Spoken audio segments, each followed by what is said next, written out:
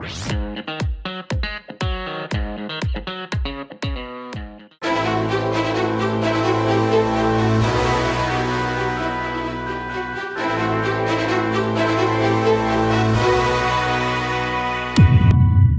teman pemilih mungkin masih bingung dan penasaran juga nih Pak, sebenarnya PAW ini apa Pak? Jika ada upaya hukum bagi anggota DPR yang diberhentikan, maka itu KPU tidak melakukan proses PAW sampai dengan ada putusan yang bersifat ingkrah. Nah, itu yang membedakan. Mekanisme kerja yang dilakukan KPU untuk tindak lanjut nih Pak dari permintaan PAW ini bagaimana Pak ya? Jadi prinsipnya bahwa calon pengganti ini juga harus dipastikan posisinya masih memenuhi syarat sebagai calon anggota DPR.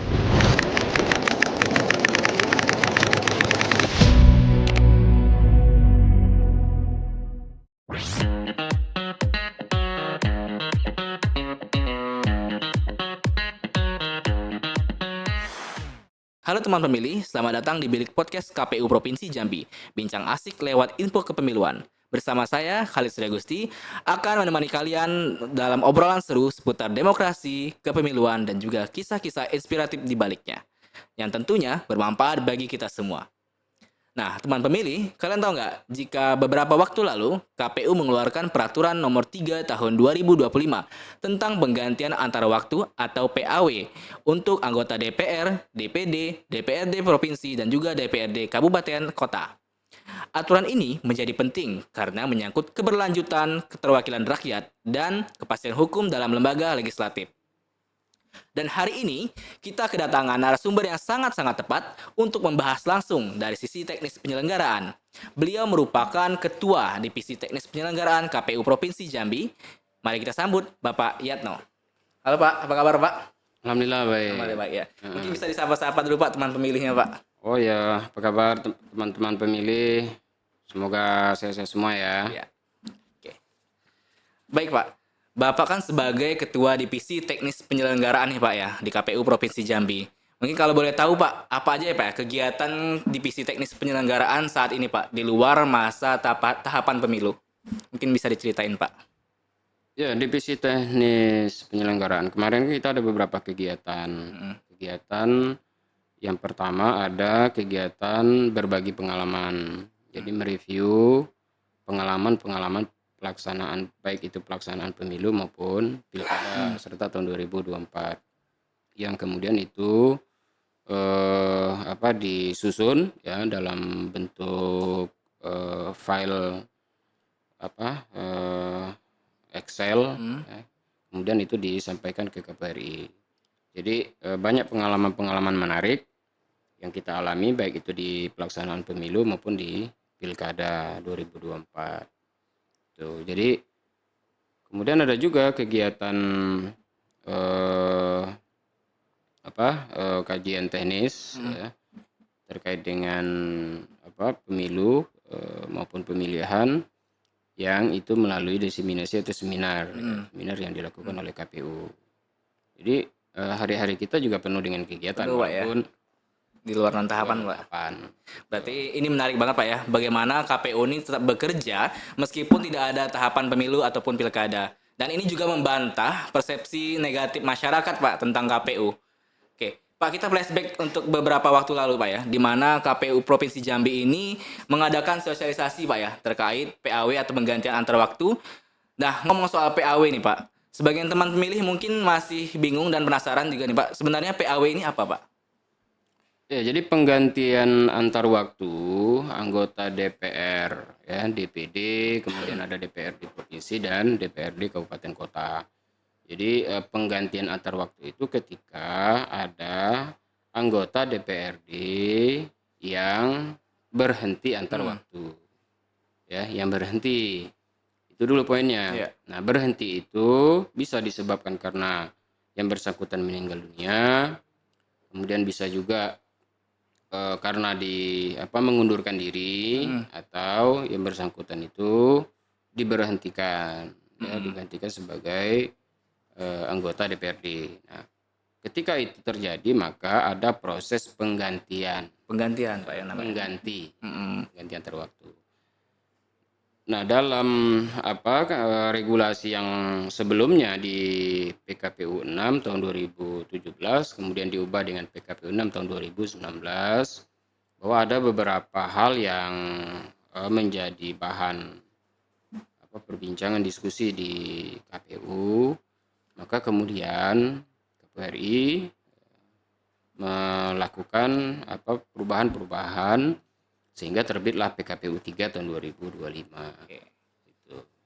Berarti kalau misalnya kita ibaratkan tuh kayak tim sepak bola nih Pak ya. Jadi kalau misalnya ada pemain yang udah cedera nih atau udah keluar karena ingin udah nggak capek nih udah mau main ngundurin diri gitu. Nah, ada pemain penggantinya gitu Pak ya, kira-kira seperti itu. Ya, ilustrasi bisa Nah, ya.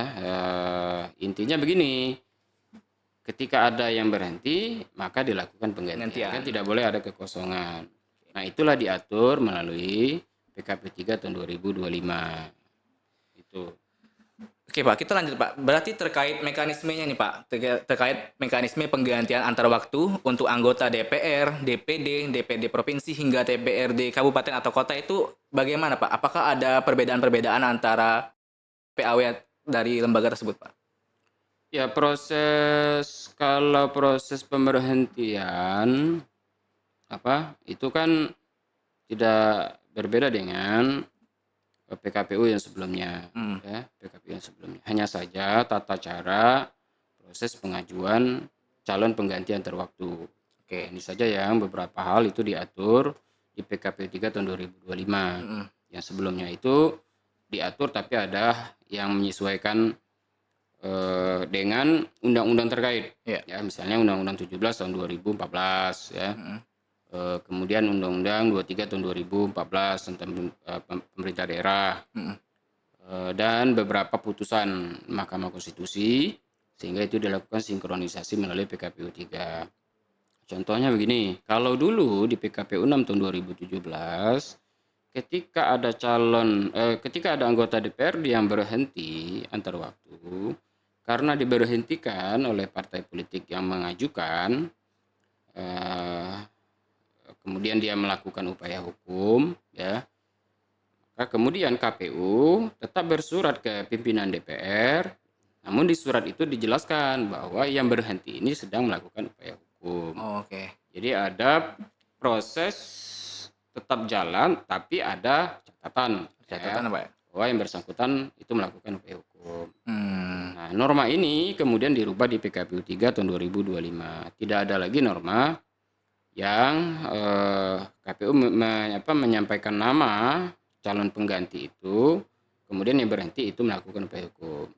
Yang ada bahwa ketika ada upaya hukum bagi anggota DPR yang diberhentikan, maka itu KPU tidak melakukan proses PAW sampai dengan ada putusan yang bersifat ingkrah. Nah, Oke. itu yang membedakan. Jadi ada hal baru nih dalam proses penggantian antar waktu. Itu yang diatur di PKPU 3. Kemudian ada juga terkait dengan affirmative action atau keterwakilan Perwakilan perempuan. Jadi perempuan. kalau misalnya calon pengganti antar waktu itu memiliki suara yang sama, eh, maka kemudian dilihat dulu dari jenis kelamin, ya. Kalau dia jenis kelamin antara laki-laki dan perempuan, maka yang diajukan untuk mengganti menjadi calon pengganti antar waktu itu adalah yang perempuan, jenis kelaminnya perempuan. Berarti Jadi diprioritaskan perempuan Pak ya? ya, karena ini affirmative action. Nah, termasuk beberapa hal juga yang sebelum itu tidak diatur secara spesifik, misalnya ketika dapil yang yang ada proses penggantian antar waktu ternyata tidak ada lagi anggota DPR atau tidak ada lagi calon pengganti di dapil tersebut, maka kan bisa ke dapil yang berbatasan langsung. Nah, itu juga diatur melalui beberapa ketentuan, termasuk salah satunya basisnya itu jumlah penduduk. Nah, dulu itu tidak ada diatur. Oh gitu Pak. Dulu tidak ada diatur. Berarti terbitnya PKPU nomor 3 tahun 2025 ini tentu bukan tanpa alasan Pak ya. Pasti ada hal yang melatar belakangnya itu seperti yang Bapak sebutkan tadi salah satunya Pak ya. Oke. Jadi Pak, kalau misalnya dibandingkan dengan aturan PAW yang sebelumnya, yaitu PKPU nomor 6 tahun 2017 dan 2019 tadi Pak ya. 2019 Nah, ya, berarti PKPU 6 tadi 2019. apa saja sih Pak poin pembeda atau poin penting yang pembaharuan atau penegasan penting yang perlu diketahui oleh publik dan juga partai politik Pak dari PKPU yang saat ini? Ya, itu tadi salah satu yang krusial itu tadi ketika yang berhenti itu Mm-mm. dia berhenti karena diberhentikan ya. Oke. Maka dia melakukan upaya hukum, maka tidak ada proses penggantian antar waktu sampai dengan adanya putusan ingkrah Oke. gitu ya, yang sifatnya final. Nah, itu hal yang baru ya diatur di PKPU 3 2025. Kemudian juga terkait affirmative action tadi ya, yaitu diatur secara spesifik ketika antara calon pengganti itu antara laki-laki dan perempuan. Hmm. Nah, kemudian juga ketentuan terkait dengan penentuan besaran penentuan wilayah dapil yang ketika terjadi proses penggantian terwaktu tapi di dapil yang awal itu tidak ada calon Calonnya lagi. lagi, kan digeser ke dapil terdekat. Ya. Nah, ketika masih ada hal yang misalnya nih di secara jumlah itu sama, maka itu bisa merujuk pada jumlah penduduk ya, Oke. sebaran dan seterusnya. Itu juga baru diatur di PKP 3 tahun 2025. Itu hal-hal baru yang secara umum yang dijelaskan di PKP 3 tahun 2025. Oke. Baik, itu tadi teman pemilih. Kita akan jeda iklan terlebih dahulu. Jangan kemana-mana, tetap di Bilik Podcast KPU Provinsi Jambi. Pasangan aja kalau pilih-pilih, masa pemimpin nggak mau pilih-pilih? Gunakan hak pilihmu dengan bijak. Halo teman pemilih, baik lagi di Bilik Podcast KPU Provinsi Jambi, bincang asik lewat info kepemiluan. Masih bersama Bapak Yatno, kita akan masuk ke pembahasan yang lebih daging lagi. Kita lanjut ke pembicaraan kita seperti tadi Pak ya, Oke. yang kita sampaikan tadi bahwa sebagai Ketua Divisi Teknis Penyelenggaraan Pak, mekanisme kerja yang dilakukan KPU untuk tindak lanjut nih Pak dari permintaan PAW ini bagaimana Pak ya? Ya, mekanisme kerjanya yang jelas begini.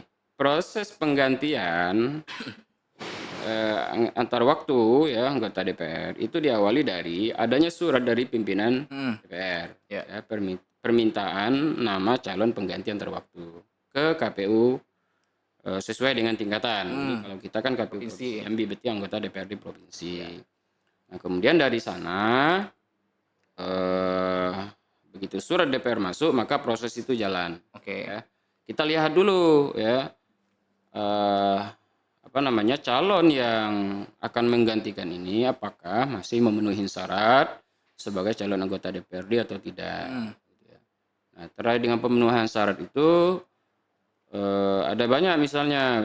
Pertama misalnya dia tidak pernah dipidana penjara, misalnya ada putusan pengadilan yang tetap, kemudian masih status sebagai WNI ya. Kan bisa saja tuh habis nyalon dia berubah status menjadi WNA, dia kerja di luar negeri, Pindah Pak ya. pindah kewarganegaraan. Nah, itu hilang hak dia Oh, sebagai hilang anggota Pak. DPR gitu. Oke. Misalnya atau dia pindah ke partai politik lain ya. Itu juga tidak memenuhi syarat. Jadi prinsipnya bahwa calon pengganti ini juga harus dipastikan posisinya masih memenuhi syarat sebagai calon anggota DPRD. Ada syarat-syaratnya Pak Oke, yang harus nah. dipenuhi Pak ya. Kemudian ketika sudah clear, maka kita bersurat ke pimpinan DPR, ya, pimpinan DPR. Tapi kalau misalnya ada hal-hal yang perlu karena ada mendapatkan informasi dari masyarakat atau mungkin kita ada keraguan ya terhadap yang bersangkutan ini, kita bisa melakukan verifikasi kemudian dilanjutkan dengan klarifikasi. Jadi misalnya nih ada laporan atau surat atau apapun lah ya yang itu disampaikan ke KPU. Nah, maka kemudian kita diberikan ruang untuk melakukan klarifikasi. Apakah benar misalnya nih ternyata ada surat bahwa calon pengganti antar waktu ini berdasarkan surat yang misalnya diterima, informasi yang diterima, dia pernah misalnya terjadi kasus apa gitu ya, sehingga Contoh lah misalnya dia ada dokumen atau apapun itu dari lembaga terkait yang menyatakan dia tidak lagi sehat secara jasmani dan rohani misalnya. Nah, maka ketika ada informasi itu kita berhak atau diberikan ruang untuk melakukan klarifikasi. Prinsipnya bahwa kita sebagai KPU memastikan calon pengganti ini tidak ada masalah. Intinya itu Pak ya. Memenuhi syarat sebagai calon pengganti antar waktu. Setelah itu baru kemudian disampaikan atau dikirimkan surat ke pimpinan DPR, ya DPRD Provinsi Jambi. Berarti tadi penegasan pentingnya bahwa KPU ini bersifat menindaklanjuti Pak ya, bukan yang memulai prosesnya. Ya, kalau proses administrasi kan memang di kita nih. Jadi kalau pemberhentian itu ranahnya pemerintah. Oke. Anggota DPR itu kan tidak berhak KPU memberhentikan. Itu ranahnya pemerintah. Kalau dia anggota DPR di kabupaten maka SK pemberhentian itu oleh gubernur. Oke, dari gubernur. Kalau dia DPR di provinsi maka SK pemberhentian itu dari Kemendagri. Ya, gitu. Kalau RI itu presiden. Oke. Nah kita ya begitu ada pemberhentian, nah kita hanya masuknya ke ranah calon pengganti. Oh, Gitu. Oke, Pak. Karena kan dokumennya kan ada di KPU. Iya, SK hasil pemilu itu kan KPU yang menerbitkan. Maka KPU yang akan menyampaikan nama calon pengganti antar waktu itu ke pimpinan DPR. Jadi dalam hal ini kita memang aktif karena itu kewajiban. Tapi kalau ada hal-hal yang sifatnya ragu, kita diberikan ruang. Ya, kita diberikan ruang untuk klarifikasi. Gitu. Baik Pak, kita rehat sejenak Pak ya, karena akan ada kuis bagi teman pemilih. Kita akan ada kuis berhadiah dan teman pemilih yang ingin mengikuti kuisnya silakan jawab di kolom komentar di video berikut ini ya. Hai teman pemilih, selamat kepada teman pemilih yang menang kuis di episode sebelumnya. Hari ini kita ada kuis yang lebih menarik. Pertanyaannya, poin penting apa saja yang terdapat di PKPU nomor 3 tahun 2025? Jangan lupa tulis jawabannya di kolom komentar di bawah ini ya. Sampai jumpa. Baik teman pemilih, jumpa lagi di Bilik Podcast KPU Provinsi Jambi, bincang asik lewat info kepemiluan. Masih bersama Bapak Yatno. Oke Pak, jadi Pak, kalau misalnya di Provinsi Jambi ini sendiri Pak, apakah pernah ada proses pergantian antar waktu Pak?